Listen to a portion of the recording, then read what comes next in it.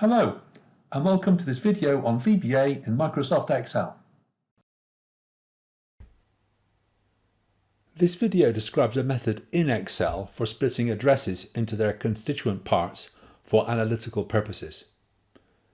These components are the house number, street name, postal town or city, and the postcode.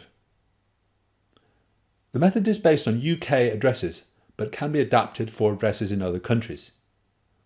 It assumes that the address consists of these four components and no more, but it can be developed to capture addresses with house names rather than numbers, as well as addresses with flat numbers.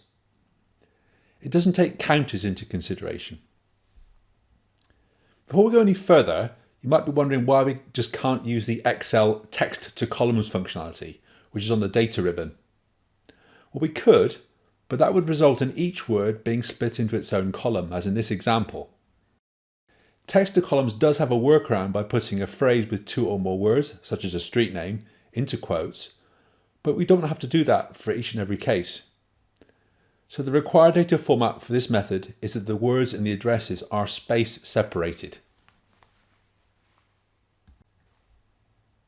Here we have a sample of addresses of the standard format we are referring to. Determining the house number from the address is easy enough using standard Excel formulas. Either the search or find function could be used to determine the first space and therefore the end of the house number.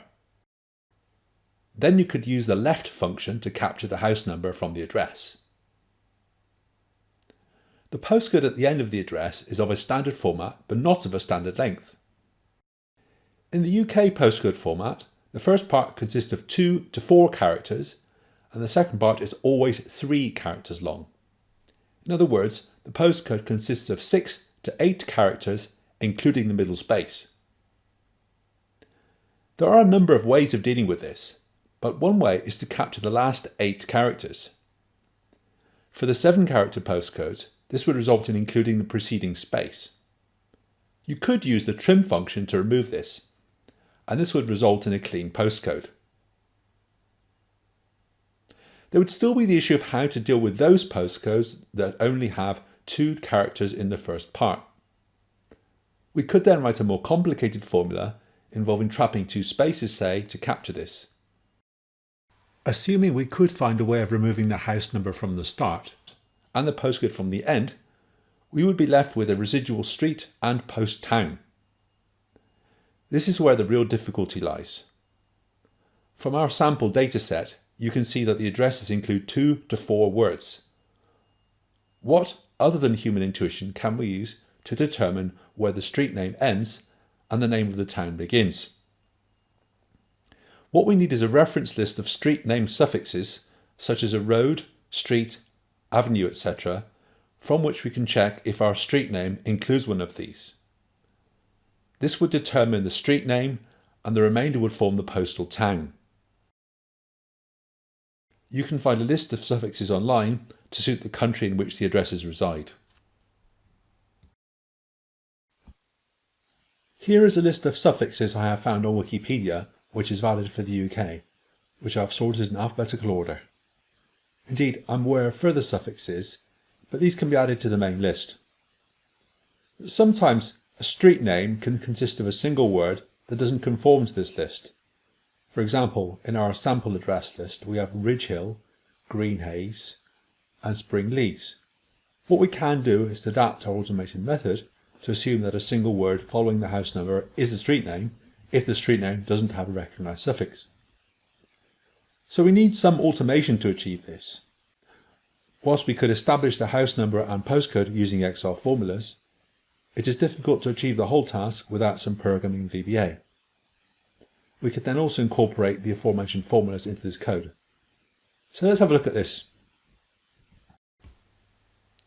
To access the VBA interface from Excel, press Alt F11.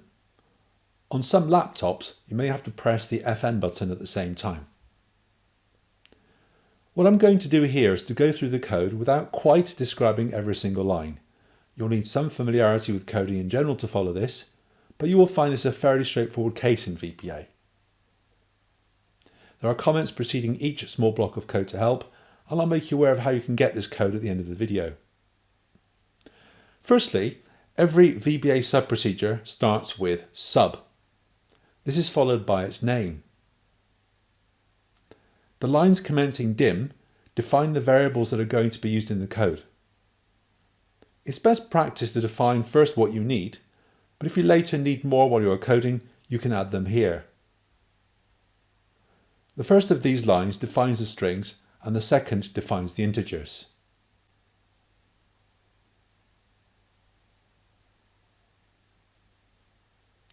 The next thing we need to do is to get the value of the current cell. For that purpose, we use the active cell property. The next group of assignments start to process some of the components of the address into their constituent parts. In particular, we determine the house number at the start.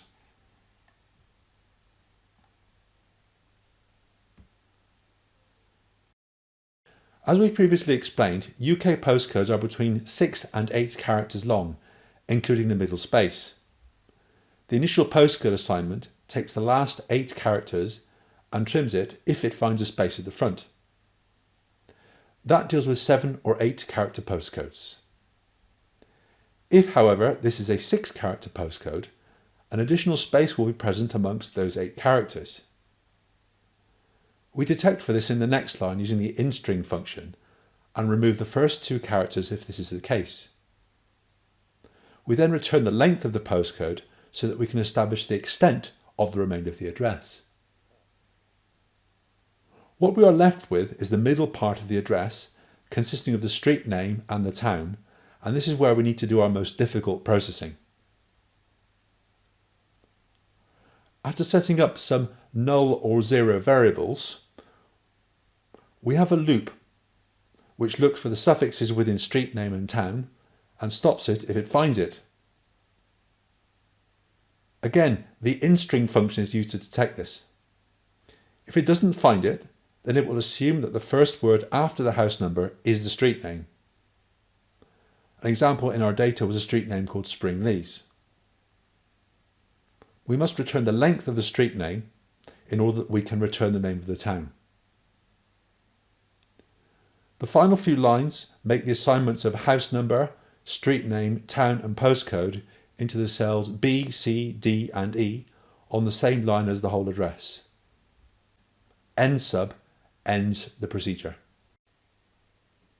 Now what you might like to do is to assign a keyboard shortcut to this routine. That way, you need only press Ctrl and another key to split an address. We can do this from the developer ribbon using the macros button.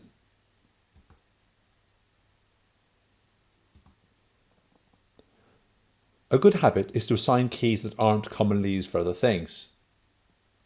We wouldn't reassign C or V, for instance. If you press Options, you can see that I've assigned Q and added a brief description. So now if I press Ctrl Q against that address, then the address is split accordingly, and so on.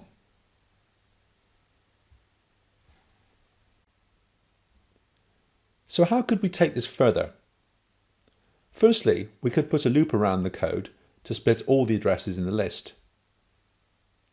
Then for UK addresses, we could trap other parts of an address, such as house names, flat numbers and counties, for instance. And we could adapt this code to deal with other address formats from other countries. Please contact us at Siberia Geotech if you'd like a copy of the basic code as it stands. You can email us via our website siberiageotech.com. Or you can contact us if you'd like us to develop this procedure for you. Or please let us know if you have any other complex needs in Excel that would benefit from automation. Thank you for watching, and look out for more videos from us soon.